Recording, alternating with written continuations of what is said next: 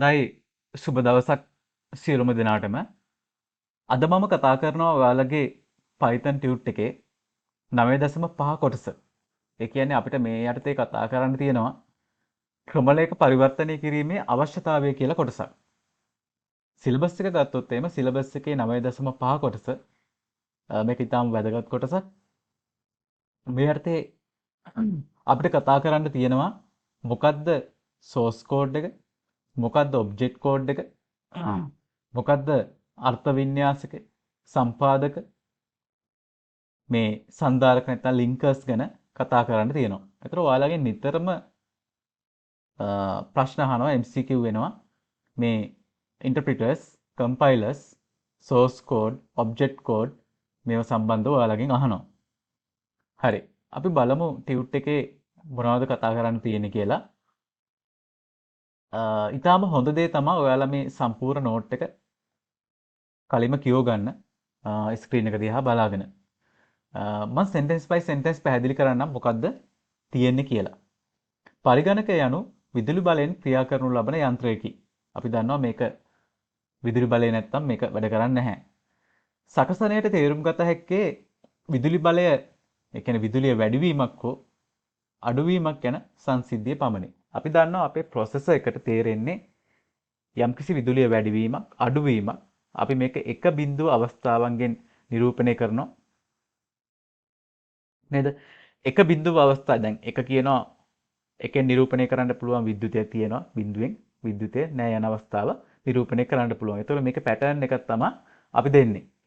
නමුත් මෙලෙස යාන්ත්‍රික භාෂා භාවිතය අපහසු නිසා අපි දන්නවා යාන්ත්‍රික භාෂාව සමන්විත වෙලා තියෙන්නේ නේද? මැෂින් ලැන්ග්වේජස් සමන්විත වෙලා තියෙන්නේ මෙහෙම එක බිඳුව ආශ්‍රයෙන් ලියපු පැටර්න් එකකින්. දැන් මේක අපිට භාවිතා කරන්න අමාරුයි. ඒක නිසා අපිට සුපුරුදු අපි දන්න ඉංග්‍රීසි වචන යොදාගත්තොත් එහෙම අපිට ප්‍රෝග්‍රෑම් එක පහසුවෙන් ලියන්න පුළුවන්. අප මෙම ලියන උපදෙස් යාන්ත්‍රික භාෂාවට පරිවර්තනය කොට පරිගණකයේ සකසනය වෙත යොමු කරනු ලබයි. එහෙනම් අපි කරන්නේ අපි ඉංග්‍රීසි භාෂාව භාවිතා කරලා නේද? සුපුරුදු ඉංග්‍රීසි භාෂාවේ තියෙන වචන භාවිතා කරලා අපි ප්‍රෝග්‍රෑම් එක ලියනවා. අපි වැඩසටහන ලියනවා. අපිට ඕන ඉන්ස්ට්‍රක්ෂන්ස් අපිට ඕන උපදෙස් අපි ලියනවා. ලියලා අපි මොකද කරන්නේ? මේක පරිවර්තනය කරනවා මොකක් බවටද? අර අපේ process එකට තේරෙන යාන්ත්‍රික භාෂාව එහෙම නැත්නම් අර 10 පැටර්න් එක බවට පරිවර්තනය කරනවා. එතකොට ක්‍රමලේඛ පරිවර්තන කිරීමේ අවශ්‍යතාවයත් අපිට ඉගෙන ගන්න තියෙන්නේ මෙන්න මේ ටික. මම කලිනුත් මේ සම්බන්ධව කතා කරලා තියෙනවා. පොඩ්ඩක් පහුගිය ටියුට්ස් ටිකේ වීඩියෝ ටික බලන්න. එතකොට මේ තියෙන්නේ ඔයාලගේ අතන Python කෝඩ් එකක්. මේ Python කෝඩ් එක බලන්න දැන් මේ ඉංග්‍රීසි භාෂාවේ වචන අපිට තේරෙනවා. import කියද්දි අපිට තේරෙනවා නේද? count, result මේවා අපිට තේරෙන වචන. දැන් මේක තේරෙන්නේ නැහැ අපේ මැෂින් එකට. ඒ කියන්නේ අපේ process එකට මේක තේරෙන්නේ නැහැ. සකසනයේදී මේක තේරෙන්නේ නැහැ. ඒක නිසා අපිට සිද්ධ වෙනවා මේක 10 වලින් සමන්විත නැත්නම් එක බිඳුව වලින් සමන්විත පැටර්න් එකක් බවට පරිවර්තනය කරන්න සිද්ධ වෙනවා. එක බිඳුව බවට පරිවර්තනය කරන්න සිද්ධ වෙනවා. එතකොට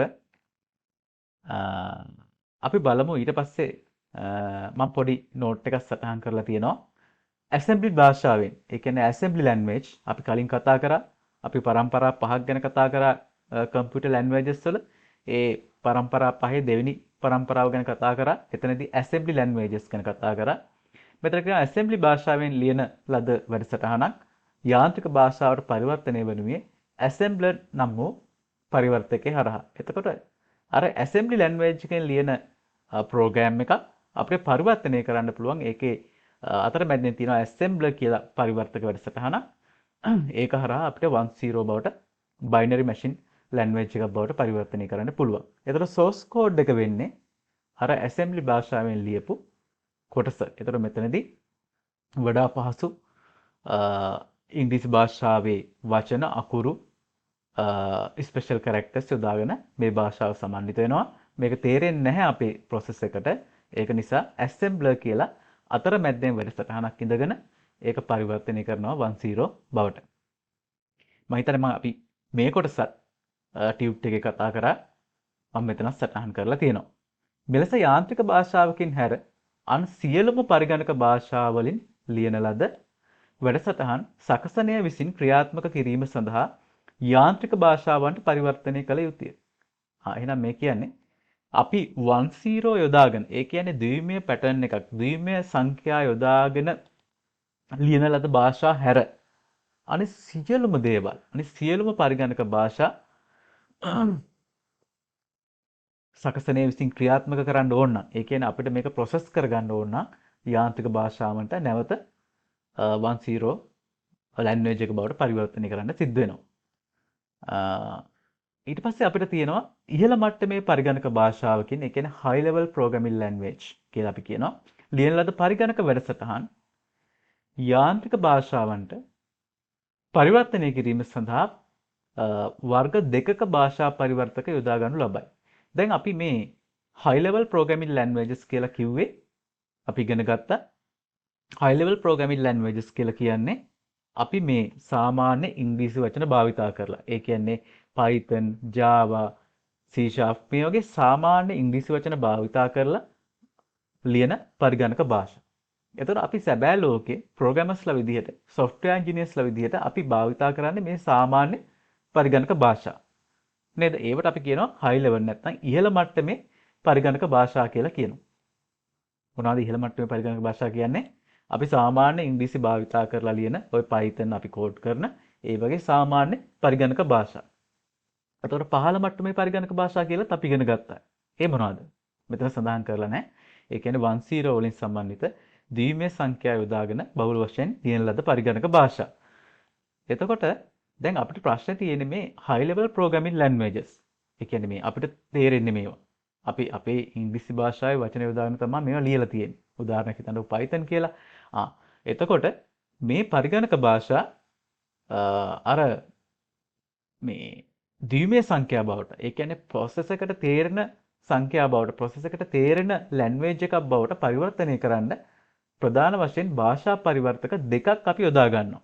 එකක් තමයි අපේ interpreters අර්ථ වින්‍යාසක අනිත් එක තමයි සම්පාදක නැත්නම් compilers කියලා කියනවා. හරි? එහෙනම් දැන් අපිට කතා කරන්න වෙනවා දැන් අපි ලියන පරිගණක භාෂා. ඒ කියන්නේ අපි මේ high level languages වලින් ලියන, Java වලින් ලියන, Python වලින් ලියන නේද? .NET ඕනෑම අපි high level programming language එකකින් ලියන පරිගණක භාෂාවක් 10 බවට පරිවර්තනය කරන්න භාෂා පරිවර්තක වැඩසටහන් දෙකක් තියෙනවා. මොනවාද? interpreters, compilers මේ දෙක අපිට ඉගෙන ගන්න සිද්ධ වෙනවා.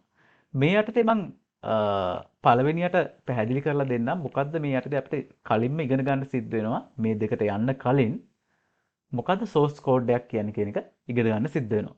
මේ source code එකක් කියලා කියන්නේ ප්‍රභව ක්‍රමලේඛය සිංහලෙන් කියනවා නම් මිනිසාට හුරු පුරුදු වචන භාවිතා කරමින් උසස් තත්වයේ පරිගණක භාෂා භාවිතින් සකසන ලද උපදේශ මාලාවක් මේ නමින් හඳුන්වනු ලබයි.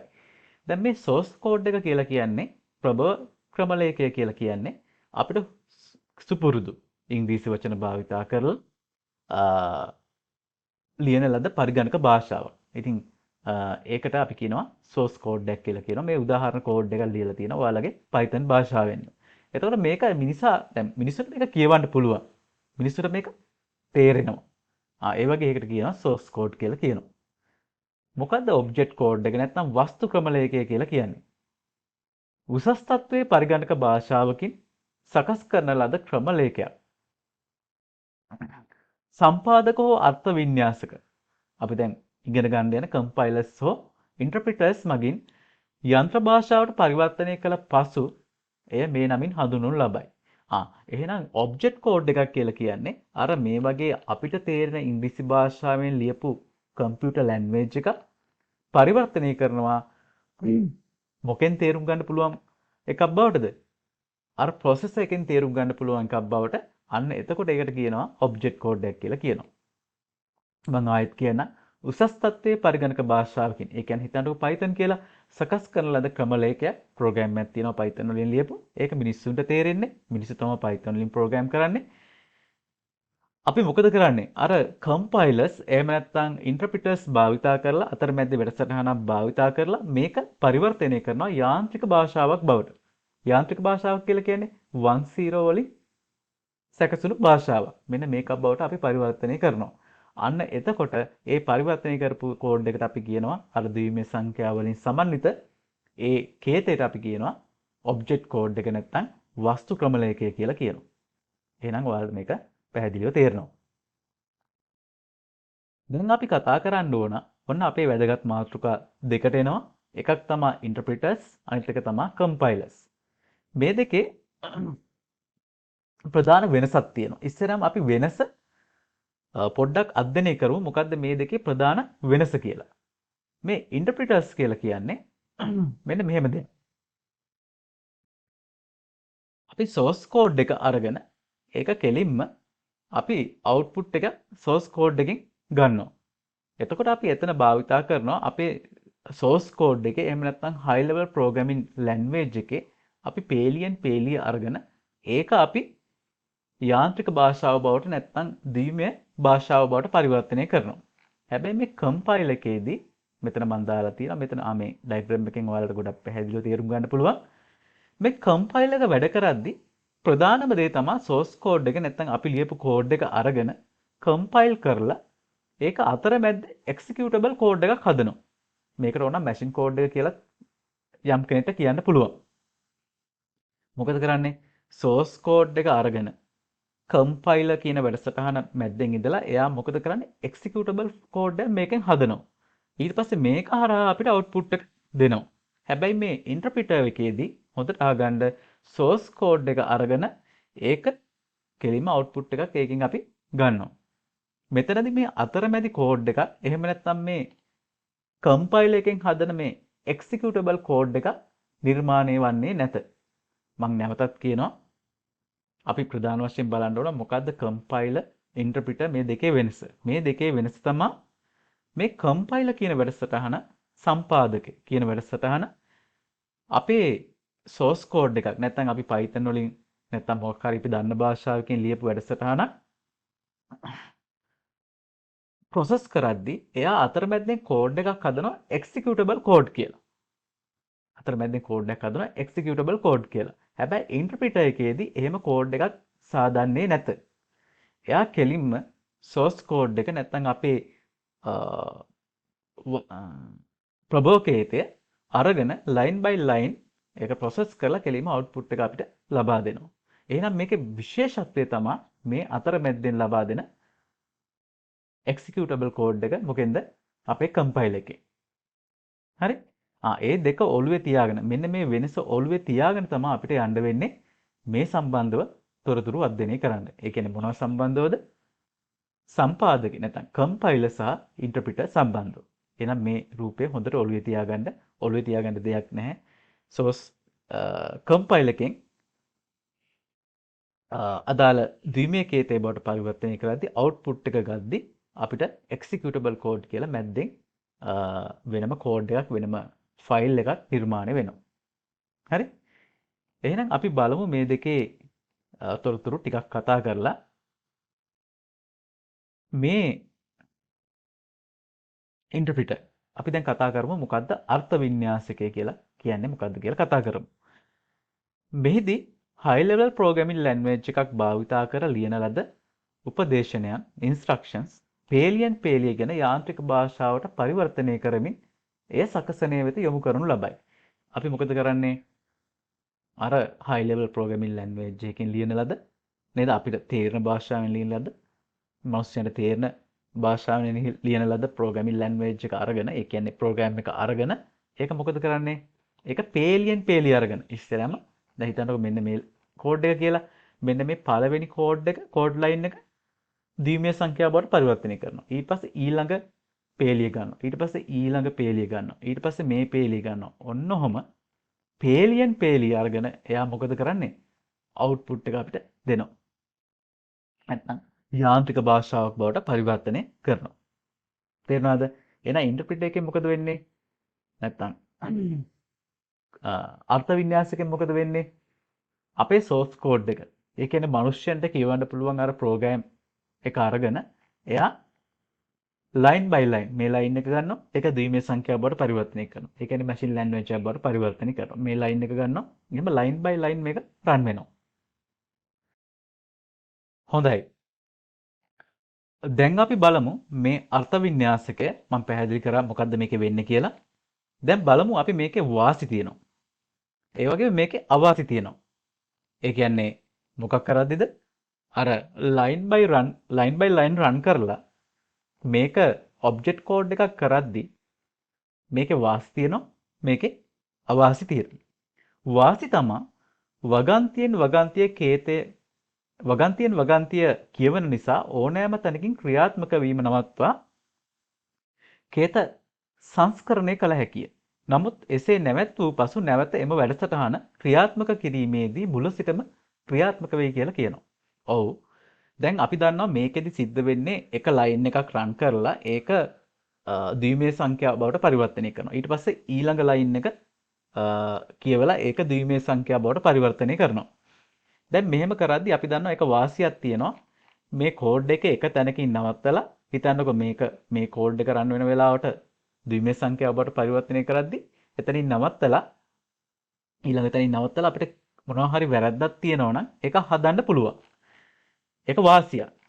හැබැයි මෙතනදී කියනවා නමුත් එසේ නැවැත්වූ පසු එහෙම නැවැත්වුවම අදාළ මොකක් හරි එඩිට් එක කරලා කෝඩ් එකේ වැරද්දක් හදලා මොකක් හරි එඩිට් එකක් කරලා ආයේ ක්‍රියාත්මක කරද්දී වැඩසටහන ආයේ ඒ නවත්තපු තැනින් නෙමෙයි ක්‍රියාත්මක වෙන්න පටන් ගන්නෙ. මේ ලයින් එක හැදුවම එඩිට් එකක් කරොත් එහෙම නවත්තලා එතන ඉඳන් නෙමෙයි ක්‍රියාත්මක වෙන්නේ. ආයේ මුලටම ගිහිල්ලා මුල ඉඳන්ම තමයි මේක ක්‍රියාත්මක වෙන්නේ. හරි. එහෙනම් මොකද්ද ඊළඟ වාසිය? දෙවෙනි එක කේතයන්ගේ වැරදි සොයා ගැනීම කම්පයිලර්ස් වලට වඩා ලේසි. ඔයාලට කම්පයිලර්ස් ගැන කතා කරද්දී සම්පාදක ගැන කතා කරද්දී තේරෙයි මෙතන වැරදි හොයාගන්න එක අඩුයි. මෙතන වැරදි හොයාගන්න එක ලේසි. ඇයි ඒ? අපි කිව්වා මේක හැමතිස්සෙම එක ලයින් එකක් රන් වෙලා ඊළඟ ලයින් එකට එන්නේ. නේද? එතකොට අපිට පුළුවන් අර කිව්වා වගේ මොකක් හරි එඩිට් කරගන්න ඕන නම් එරර් එකක් තියෙනවා නම් අපිට හදාගන්න පුළුවන් අර එක ලයින් එකෙන් ලයින් එකට පයින් නිසා. ඊට පස්සේ තියෙනවා කම්පයිලර්ස් මෙන් මේවා මගින් වෙනම ගොනු නිර්මාණය නොවන නිසා අමතර මතක අවකාශ වැයවන්නේ නැත. දැන් අපි දැක්ක මේ හැමතිස්සෙම මේ වාසි කතා කරන්නේ අවාසි කතා කරන්නේ මොකේට සාපේක්ෂවද? අපේ කම්පයිලර්ස් වලට සාපේක්ෂව තමයි වැරදි කතා කරන්නේ. වාසි අවාසි කතා කරන්නේ. කම්පයිලර්ස් වල මම ඔයාලට පෙන්වුවා මුලින්ම මොකද වෙන්නේ? අතරමැද්දේ එක්සිකියුටබල් ෆයිල් එකක් හදනවා. එක්සිකියුටබල් ෆයිල් එකක් හදනවා. ඒතර මේක හදන්න නම් අමතර මතක අවකාශයක් තියෙන්න එපා. ආයේ මතකයක් ගන්න ඕන මේ ෆයිල් එක හදන්න. ඒක නිසා හැබැයි මෙතනදී එහෙම දෙයක් වෙන්නේ නැහනේ. ඔයාලා දැක්ක මෙතනදී එහෙම දෙයක් වෙන්නේ නැහැ. ලයින් බයි ලයින් රන් වෙලා මේක ද්විමේය සංඛ්‍යාව බවට පරිවර්තනය කරනවා.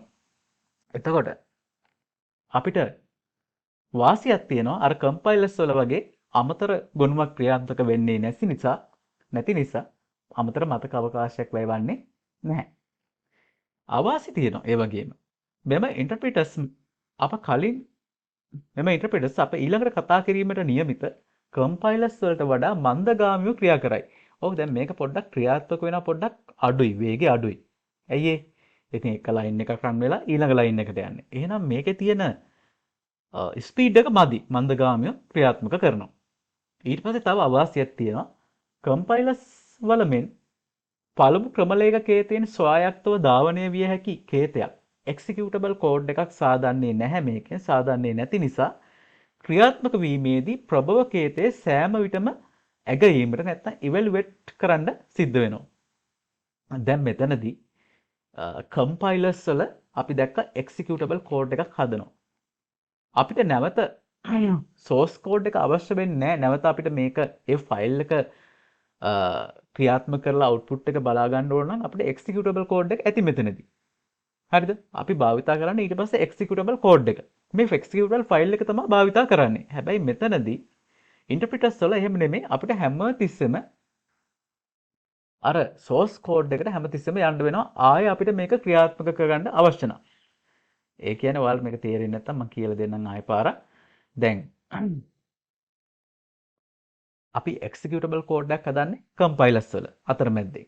එතකොට අපිට මේ කෝඩ් එක යොදාගෙන අපිට ආයෙ මේ ප්‍රෝග්‍රෑම් එක රන් කරගන්නවා නම් ආයෙ සෝස් කෝඩ් එක ඕනේ නැහැ. එක්සිකියුටබල් ෆයිල් එක රන් කරා නම් ඇති අපේ වැඩේට. හැබැයි කම්පයිලර්ස් වල හැමතිස්සෙම අපිට ආයෙ මේක රන් කරගන්න ඕන නම් සෝස් කෝඩ් එක අවශ්‍ය වෙනවා. එතකොට සෝස් කෝඩ් එක ඉවැලුවේට් කරන්න සිද්ධ වෙනවා. ආයෙ සෝස් කෝඩ් එකේ මොකද්ද තියෙන්නේ කියලා ඕක අගයන්න සිද්ධ වෙනවා. කියන්නේ ඕක බලන්න සිද්ධ වෙනවා. ඔක රන් කරන්න සිද්ධ වෙනවා.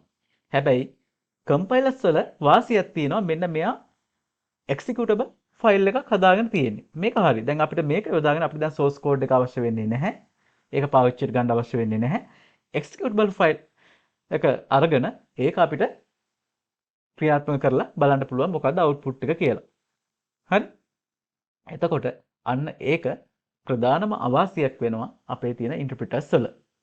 ඊළඟට තුන්වෙනි එක අර්ථ වින්‍යාසකයට මේ සිදු කිරීමේදී පරිගණකයේ මතකයේ රැඳී සිටීමට සිදු වෙනවා. ඔව් මේ ඉන්ටර්ප්‍රිටර් කියන ප්‍රෝග්‍රෑම් එක හැමතිස්සෙම අපේ කම්පියුටර් එකේ මෙමරියේ ඉඳලා තමයි මේ වැඩේ කරන්නේ.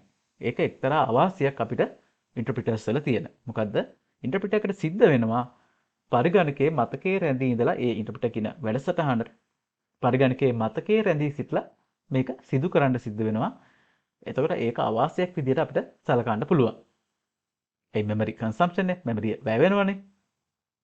ඊට පස්සේ මෙතන ආරක්ෂාකාරී බව අඩුය. less secure කියලා කියනවා කම්පයිලර්ස් වල මෙන් එක්සිකියුටබල් ෆයිල් එකක් නොසෑදෙන නිසා. ප්‍රභවකේතේ යම් අයෙක්ට අවශ්‍ය නම් සම්පූර්ණ ප්‍රභවකේතේ ලබා දිය යුතුය. දැන් හිතන්නකො දැන් අපිට කවුරු හරි අපේ ප්‍රෝග්‍රෑම් එකේ සෝස් කෝඩ් එක ඉල්ලනවා. ඒ කියන්නේ අපි ලියපු සම්පූර්ණ පරිගණක වැඩසටහන එක්කෙනෙක් ඉල්ලනවා. ඉතින් අපි ඉන්ටර්ප්‍රිටර්ස් භාවිතා කරනවා නම් අපිට සිද්ධ වෙනවා මේ සෝස් කෝඩ් එක සම්පූර්ණයෙන් දෙන්න. හැබැයි අපි කම්පයිලර්ස් භාවිතා කරලා මේ වැඩේ කරලා තිබ්බනම් අපි අතරමැද්දේ එක්සිකියුටබල් ෆයිල් එක සේව් වෙනවනේ. ඒක අපි ළඟ තියෙනවනේ. අපිට සෝස් කෝඩ් එක දීමේ අවශ්‍යතාවයක් වෙන්නේ නැහැ. අපි එක්සිකියුටබල් කෝඩ් එක දෙනවා. ඒ ෆයිල් එක දෙනවා. එතකොට ඒ පුද්ගලයාට බෑ සෝස් කෝඩ් එකට වෙනසක් සිද්ධ කරන්න. නැත්නම් සෝස් කෝඩ් එක කොපි කරන්න ඒකේ යම් කිසි දෙයක් කරන්න සිද්ධ වෙන්නේ නැහැ. ඇයි අපි දීලා තියෙන්නේ එක්සිකියුටබල් ෆයිල් එක. හැබැයි ඉන්ටර්ප්‍රිටර්ස් වල එහෙම එක්සිකියුටබල් ෆයිල් එකක් හැදෙන්නේ නැති නිසා අපිට එහෙම එකක් දෙන්න විදිහක් නැහැ. අපිට සෝස් කෝඩ් එකම දෙන්න සිද්ධ වෙනවා. තේරෙනවද? ඒ හින්දා මේක අපි ටිකක් less secure කියලා කියනවා. මොකද්ද? ඉන්ටර්ප්‍රිටර්ස් භාවිතා කිරීම. නැත්නම් අර්ථ වින්‍යාසක භාවිතා කිරීම. හැමතිස්සම ඉන්ටර්ප්‍රිටර්ස් භාවිතා කරනවා නම් අපිට සිද්ධ වෙනවා සම්පූර්ණ සෝස් කෝඩ් එක කවුරු හරි ඉල්ලුවොත් දෙන්න. හැබැයි කම්පයිලර්ස් වල අතරමැදි එක්සිකියුටබල් කෝඩ් එක දුන්නා අපිට ඇති ඒ එක්කෙනාට ඒක වැඩේ ගන්න කියලා. ඒක එක්සිකියුට් කරලා අදාළ අවුට්පුට් එක ගන්න කියලා. එතකොට ඉතින් ඕක තමයි අපේ ඉන්ටර්ප්‍රිටර්ස් ගැන කතන්දරේ. මම මේ කියන ඒවා නැවත අහන්න. ඒතකොට ඔයාලට තේරෙයි මොකද්ද මේ කතන්දරේ කියලා. දැන් අපි සම්පාදක බලමු කම්පයිලර්ස්. මේ මගින් අදාළ උසස් මට්ටමේ පරිගණක භාෂාවෙන් ලියන ලද සම්පූර්ණ පරිගණක වැඩසටහන එක්වරම යාන්ත්‍රික භාෂාව බවට පරිවර්තනය කරනු ලබයි. මෙන්න මේක ඊටාම වැදගත්. දැන් අපි ඉන්ටර්ප්‍රිටර්ස් වල එක ලයින් එකක් රන් කරලා තමයි ඊළඟ ලයින් එකට ආවේ. හැබැයි මේ කම්පයිලර්ස් වල සිද්ධ වෙන්නේ අපි ලියන කම්පියුටර් ප්‍රෝග්‍රෑම් එක නේද? එකවරම යාන්ත්‍රික භාෂාව බවට පරිවර්තනය කරනවා. එයා අර ලයින් බයි ලයින් කරන ප්‍රොසෙස් එකට යන්නේ නැහැ. ලයින් බයි ලයින් එයා රන් කරන්නේ නැහැ. මෙහිදී මුලින්ම කේතයන් සියල්ල කාරක රීති වලට නැත්නම් සින්ටැක්ස් රූල් වලට අනුකූලදයි වැඩසටහන කම්පයිලර් මගින් පරීක්ෂා කරනු ලබයි කියලා කියනවා. ඒ කියන්නේ මුලින්ම මොකද කරන්නේ? එයා බලනවා මේක සින්ටැක්ස් රූල්ස් වලට. ඒ කියන්නේ අපි පස්සේ ඉගෙන ගන්නවා මොනවද මේ සින්ටැක්ස් රූල්ස්. ඒ කියන්නේ සින්ටැක්ස් ගැන අපි ඉගෙන ගන්නවා මොනවද මේ සින්ටැක්ස් කියලා කියන්නේ කියලා. මුලින්ම මෙයා බලනවා මේක එහෙම ප්‍රශ්න තියෙනවද? සින්ටැක්ස් රූල්ස් අනුගමනය කරලා තියෙනවද කියලා මුලින්ම කම්පයිලර් වැඩසටහන බලනවා. මොනවා කරන්න කලින්ද? මේක අර යාන්ත්‍රික භාෂාවක් බවට පරිවර්තනය කරන්න කලින් එයා බලනවා සින්ටැක්ස් රූල්ස් වලට මේක අනුගත කියලා බලනවා. ඒ මොනවා වුණත් එයා මේක එකවරම යාන්ත්‍රික භාෂාවක් බවට පරිවර්තනය කරන එක තමයි කරන්නේ. හරි? එහෙනම් ඔයාලට මේ වෙනස ගොඩක් හොඳට අඳුර ගන්න සිද්ධ වෙනවා. ඉන්ටර්ප්‍රිටර්ස් එකෙන් ඉන්ටර්ප්‍රිටර් වැඩසටහනින් කරන්නේ එක ලයින් එකක් අරගෙන ඒක ද්විමේ සංඛ්‍යාව බවට පරිවර්තනය කරනවා. මේකෙදි කරන්නේ සම්පූර්ණ වැඩසටහනම. ඒ කියන්නේ මෙන්න මේ සම්පූර්ණ වැඩසටහන අරගෙන ඒක ද්විමේ සංඛ්‍යාව බවට පරිවර්තනය කරනවා. එක්වරම. එතකොට මෙතන තියෙනවා මෙහි තව ටිකක් අපි කියවොත් එහෙම මෙහි සුවිශේෂත්වයේ වනුයේ මෙන්න මේක. මෙහි සුවිශේෂත්වයේ වනුයේ කම්පයිලර් මගින් අදාළ ප්‍රභවකේතේ අතරමැදි ගොනුවක් ඉන්ටර්මීඩියට් ෆයිල් එකක් බවට පරිවර්තනය කරනවා. ඒක තමයි මේ තියෙන්නේ. මෙම ගොනුව ක්‍රියාත්මක කළ හැකි ගොනුවක් එහෙම නැත්නම් එක්සිකියුටබල් ෆයිල් එකක් කියලා හඳුන්වන්න පුළුවන්. සිංහලෙන් නම් ක්‍රියාත්මක කළ හැකි ගුණයක් කියලා කිව්වම හරි. එහෙනම් මං කලිනුත් කිව්වා මේ දෙක ගැන කියන්න කලින් මම මේ දෙකේ විශේෂත්වය කිව්වා. එහෙනම් මෙතනදී මොකද කරන්නේ? අතරමැදි එක්සිකියුටබල් කෝඩ් එකක් බවට මේක පරිවර්තනය කරනවා. කම්පයිල් එක වැඩ කරද්දී. දැන් මේකෙත් වාසි තියෙනවා අවාසි තියෙනවා. දැන් වාසි විදිහට අපිට ගන්න පුළුවන් ක්‍රම ලේඛන කේතය යාන්ත්‍රික භාෂා කේතයකට හරවා ඇති නිසා මෙය වේගයෙන් ධාවනය වෙයි. දැන් අපේ සෝස් කෝඩ් එක අහගන්න සෝස් කෝඩ් එක යාන්ත්‍රික භාෂා කේතයකට හරවා ඇති නිසා. දැන් අපි මේ බලන්නකො මෙන්න මේකට මම කිව්වා ඕනනම් මැෂින් කෝඩ් එක කියලා කියන්නත් පුළුවන්. දැන් අපි කවදා හරි ආයෙ රන් කරද්දී අපිට සෝස් කෝඩ් එක ගන්න ඕනේ නැහනේ. නේද? එයාව ගන්න ඕනේ නැහැ. අපිට කෙලින්ම එක්සිකියුටබල් ෆයිල් එක අරන් අපිට අවුට්පුට් එක ගන්න පුළුවන් නේ. ඒ කියන්නේ 10 කරලා එකෙන් 10 කරලා එකෙන් එන අවුට්පුට් එක අපිට ගන්න පුළුවන් නේ. එහෙනම් අපි මේක ආයෙ භාවිතා කරද්දී ඒ කියන්නේ මේ කෙලින්ම සෝස් කෝඩ් එක අපිට භාවිතා කරන්න වෙන්නේ නැහැ. අතරමැදි එක්සිකියුටබල් ෆයිල් එක තියෙනවා. මේක අරන් අපිට වැඩේ කරගන්න පුළුවන්. එහෙනම් වාසියක් වෙන්න පුළුවන් ක්‍රම ලේඛන කේතය යාන්ත්‍රික භාෂා කේතයකට හරවා ඇති නිසා. ඒ කියන්නේ ඔයක එක්සිකියුටබල් ෆයිල් එක ගැන කියන්නේ. මෙයා වේගෙන් ධාවනය කරන්න පුළුවන්. ඔව්. දැන් ඉන්ටර්ප්‍රිටර් එකේදී අපිට සෝස් කෝඩ් එකම ගන්න වෙනවා. හැබැයි අපිට මෙතනදී මේක ආයෙ රන් කරද්දී එක්සිකියුටබල් ෆයිල් එක ගන්න පුළුවන් නිසා මේක අපිට වේගෙන් වැඩේ කරගන්න පුළුවන්. හරි? ඒ කියන්නේ කම්පයිල් කෝඩ් එක ඉක්මනට රන් වෙනවා. මෙතන තියෙනවා කම්පයිල් කෝඩ් runs faster. අපිට කම්පයිල් කෝඩ් එක අරගෙන මේක ඉක්මනට රන් කරගන්න පුළුවන්. මොන බලන්න හොඳ වාසියක් මේ කම්පයිලර්ස් වල නැත්නම් සම්පාදකවල තියෙන. ආරක්ෂාකාරිය secure. පළමු ක්‍රම ලේඛන කේතයේ ස්වායත්තව ධාවනය විය හැකි කේතයක්. අපි exe ෆයිල් එක කියන්නේත් මේකට මෙමගින් නිපදවනු ලබයි. තවද මේ executable ෆයිල් එක ඕනෑම පරිගණක පද්ධතියක මුල් ප්‍රභව කේතයෙන් තොරව ධාවනය කළ හැකියි. මම නැවතත් කියනවා කලිනුත් කිව්වා මේක. අපිට දැන් executable ෆයිල් එක අරගෙන source code එකෙන් ස්වායත්තව මේක රන් කරගන්න පුළුවන් නේ. එහෙනම් මේක secure නේද? ඇයි අපිට source code එක දුන්නොත් තමයි ප්‍රශ්නයක් වෙන්නේ. කාට හරි පුළුවන් ඕක copy කරගන්න. කාට හරි පුළුවන් ඕක edit කරගන්න. හැබැයි අපි executable ෆයිල් එක දෙනවා. ඒකින්ද ඒක ප්‍රශ්නයක් වෙන්නේ නැහැ. එතකොට ඔයාලට ප්‍රශ්නයක් එන්න පුළුවන් මේ executable code එක machine code එකට. ඔව්. ඒක executable code එකට අපිට කියන්න පුළුවන් machine code එක කියලා පොඩි වෙනසක් තියෙනවා. එනට ඔයාලට එහෙම ඉගෙන ගත්තාම ඇති. එතකොට මේක රන් කරලා අපිට ගන්න පුළුවන් output එක. කිසිදු අමතර වැඩසටහනක් ස්ථාපිත කිරීමකින් තොරව executable ෆයිල් එක පරිගණකයක ක්‍රියාත්මක කරවා ගත හැකියි. ඔව්. මේ executable ෆයිල් එක රන් කරන්න මේ කෝඩ් එක රන් කරන්න අපිට කම්පියුටරේ කිසිම දෙයක් ස්ථාපනය කරගන්න ඕනේ නැහැ නැවත.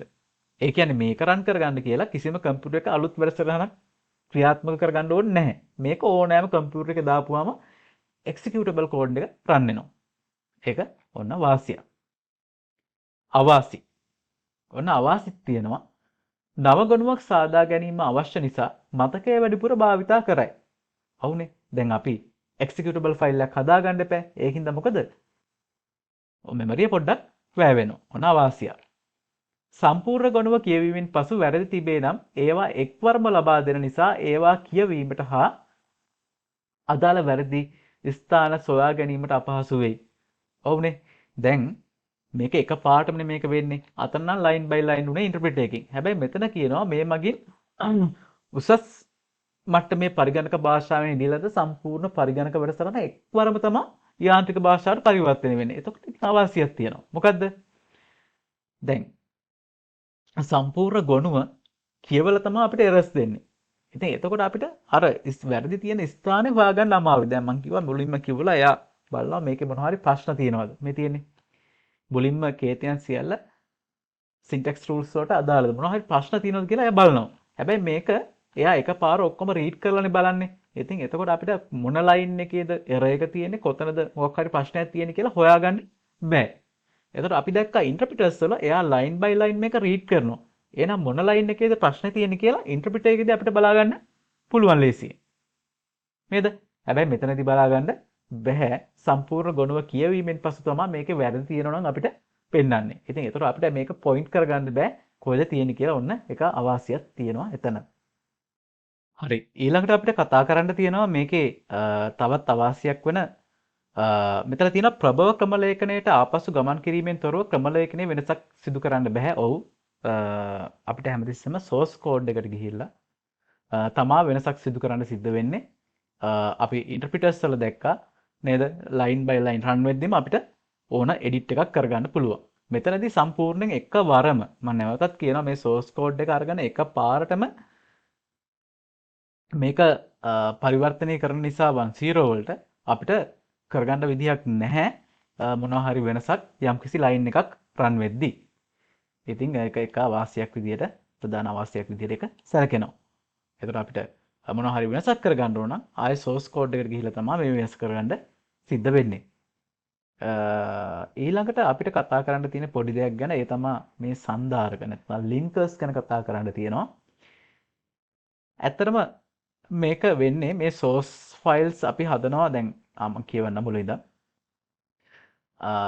මෙමගින් ඔබ්ජෙක්ට් ෆයිල්ස් නැත්නම් වස්තු ගොනු කිහිපයක් එකට සම්බන්ධ කර තනි එක්සිකියුටබල් ෆයිල් එකක් නැත්නම් ක්‍රියාත්මක කළ හැකි ගොනුවක් බවට පරිවර්තනය කරනවා. ඒ කියන්නේ දැන් අපි දන්නවා දැන් යම්කිසි ලොකු පරිගණක පද්ධතියක් සමන්විත වෙනවා. පරිගණක වැඩසටහනක් වෙන්නත් පුළුවන්. software එකක් ඒක සමන්විත වෙනවා. තව programs කීපයකින් නේද? programs ලියන ලද programs කීපයකින් සමන්විත වෙනවා. ඒතර මේ හැම එකේම source file කීපයක් තියෙන්න පුළුවන්. නේද? අපි ලියන source files කීපයක් තියෙන්න පුළුවන්. ඒ program එකක අවශ්‍යතාවයකට තව program එකක තව අවශ්‍යතාවයකට. ඒතර මේ linkers වලින් සංධාරක වලින් සිද්ධ වන්නේ දැන් අපි දන්නවා source file එක object code එකක් බවට පරිවර්තනය කරනවා. ඒකනේ කරන්නේ. ඊට පස්සේ ආයෙත් ඒක object file එකක් බවට පරිවර්තනය කරනවා. ඇයි එහෙම කරන්නේ?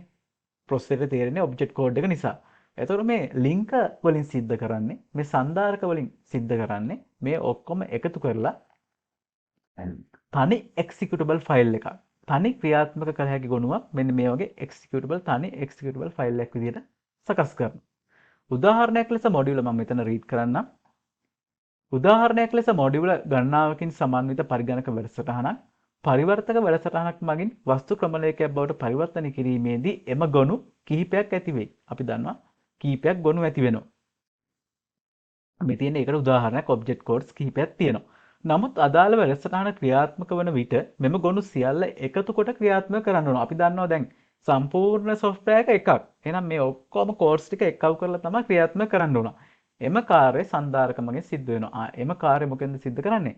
මෙන්න මේ linker කියන program එකෙන් සිද්ධ කරනවා. අපි ඒකට සංධාරක කියලා කියනවා සිංහලෙන්. එතකොට මේකේ අපිට ප්‍රධාන වශයෙන් අපි කතා කරා මම ආයෙ පොඩි overview දෙන්න. මෙතනදී අපි කතා කරා මොකද්ද source code එකක් කියලා කියන්නේ. අපි දන්නවා source code එකක් කියලා කියන්නේ අපි ලියන පරිගණක කොතනද සාකච්ඡා කරේ? මෙතන. ඔව් source code එකක් කියලා කියන්නේ නැත්නම් ප්‍රභව ක්‍රමලේඛය කියලා කියන්නේ අපි දන්න පරිගණක භාෂාවකින් නේද අපි භාවිතා කරන programming language එකකින් ලියන කෝඩ් එකක් පරිගණක වැඩසටහනක් තමයි මේ source code එකක් කියලා කියන්නේ. ඒතර මේක ලියලා තියෙන අපිට තේරෙන computer language එකකින් source code එකකින්. එතකොට මේක වෙන්න පුළුවන් Java, Python අපි දන්න අපි භාවිතා කරන programming language code එක. හැබැයි මේක තේරෙන්නේ මේ ඉංග්‍රීසි භාවිතා කරන අපිට. මේක යන්ත්‍රයට තේරෙන්නේ නැහැ. අපි මොකද කරන්නේ? ඉතින් මේක අපේ processor එකට නැත්තම් යන්ත්‍රයට තේරෙන්න, processor එකට තේරෙන්න අපි 10 බවට පරිවර්තනය කරනවා. අන්න එතකොට ඒකට කියනවා object code එකක් කියලා කියනවා. ඊට පස්සේ අපි භාවිතා කතා කරා interpreters ගැන, compilers ගැන සහ linkers ගැන කතා කරා. ඉතින් compile එකේ විශේෂත්වය වන්නේ සම්පූර්ණ කෝඩ් එක අරගෙන එයා මොකද කරන්නේ? මේ සම්පූර්ණ කෝඩ් එක මම compiler ගැන කතා කරන්නේ. සම්පූර්ණ කෝඩ් එක එකවරම මොකක් බවට පරිවර්තනය කරනවද? යාන්ත්‍රික භාෂාව බවට පරිවර්තනය කරනවා. machine code එකක් බවට පරිවර්තනය කරනවා. හැබැයි interpreters වල මොකද විශේෂත්වය? එතනදි කරේ එයා line by line run කරලා මේක output එක නැත්තම් machine code එක බවට පරිවර්තනය කරනවා. එතකොට compilers වල මොකද්ද තියෙන විශේෂත්වය? compilers වල තියෙන විශේෂත්වය තමයි compilers compilers වල තියෙන විශේෂත්වය තමයි මේ මැද්දේ executable code කියලා executable file කියලා එකක් හදනවා. හරිද? එතකොට මෙයා අතරමැද්දෙන් create වෙන file එකක්. එතකොට මෙයා නිසා අපිට පුළුවන් කවදා හරි මේ source code එක නැතුව මෙයා ඕනම machine එකකට ගෙනහිල්ලා එයාව run කරලා අදාළ පරිගණක වැඩසටහනේ output එක බලන්න පුළුවන්. හැබැයි interpreters වල එහෙම දෙයක් කරනවද? එයා executable file එකක් හදන්නේ නැත. ඒක නිසා අපිට බලන්න බෑ. sorry අපිට source code එකම අවශ්‍ය වෙනවා නැවත ඕක run කරගන්න නම්. හැබැයි මෙතනදී මේ වාසිය තියෙනවා. ඉතින් ඒකෙදි අවාසිත් අපි කතා කරා අමතර මතක අවකාශයක් වැය වෙන්න පුළුවන් මේ executable file එක හදාගන්න වැය වෙනුම්. හැබැයි මේකේ ලොකු වාසියක් තියෙනවා. ඒ තමයි අපිට නැවත source code එකම අවශ්‍ය වෙන්නේ නැහැ. මෙයාව run කරලා අපිට මේ output එක බලා ගන්න පුළුවන් ඕනම machine එකක. ඉතින් ඕක තමයි ඕක තමයි interpreters සහ compilers ගැන තියෙන ප්‍රධාන වෙනස අපි මතකේ තියාගන්න ඕන. ඊට අමතරව මේ වාසි අවාසි අනිවාර්යයෙන්ම ස්ටඩි කරන්න ඕන. මොනවා හරි දෙයක් තේරෙන්නේ නැත්නම් අනිවාර්යෙන් මට මැසේජ් කරන්න. මං උත්තර දෙන්නම්. ඊළඟට අපි කතා කරා මේ ලින්කර්ස් ගැන. ලින්කර්ස් කියන්නේ ඊටම සරල දෙයක්. එයා කරන්නේ අපි දන්නවා ඒක software එක සමන්විත වෙන්නේ ඔහොම source files කිහිපයක් object files කරපු වැඩසටහනක්. ඒ කියන්නේ දැන් එක සම්පූර්ණ software එකක් ගත්තොත් එහෙම ඒකේ තියෙනවා programs කිහිපයක් එක purposes වලට ලියලා. මේ linker කියන වැඩසටහනෙන් කරන්නේ මෙහෙම අර එක වැඩසටහන පරිවර්තනය කරාම object code එකක් බවට ඒ හැම එකම එකට එකතු කරලා එයා තනි executable program එකක් හදනවා. ඉතින් මේක තමයි කතා කරන්න තියෙන්නේ ඔයාලගේ මේ 9.5 කොටස ගැන. මොනවා හරි ගැටලුවක් තියෙනවා නම් මේක තේරෙන්නේ මේක තේරුම් ගන්න අමාරුයි කියලා මට කමෙන්ට් එකක් කරන්න මම නැවතත් කියනවා. ඉතින් මේක විශේෂයි මේ කොටස මොකද ඔයාලට MCQ එනවා මේකෙන් හැම අවුරුද්දෙම වගේම එනවා. ඒක නිසා මේක හොඳට අධ්‍යයනය කරලා තියාගන්න. හරි බොහොම ස්තුතියි.